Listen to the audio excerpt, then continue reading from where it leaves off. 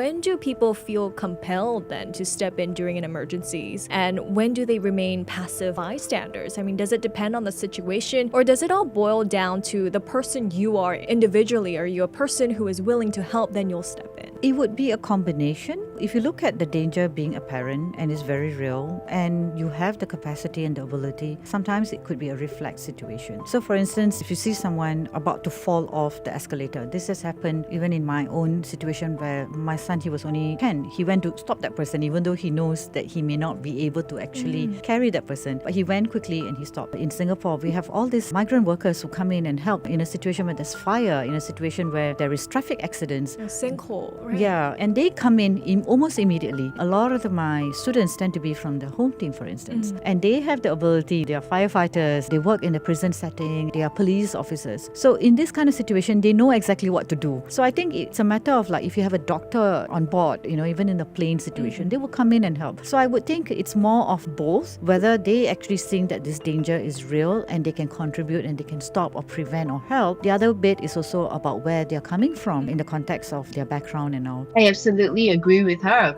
Fear of not being equipped can act as a barrier to helping, right? And I really like the example of like firefighters and all that, because they are equipped to respond in an emergency situation, when there's a fire. The barrier of entry might be higher if someone who is untrained to run into a fire and know how to handle that situation, regardless of how empathetic they might be. It might be difficult, and in fact, sometimes we might actually hinder the process a bit more. So it's not so much just about their confidence level or willingness to help or how they feel, like how empathetic they are, but I think it's also about having that confidence of their ability, that they need to have that ability to be able to manage that situation.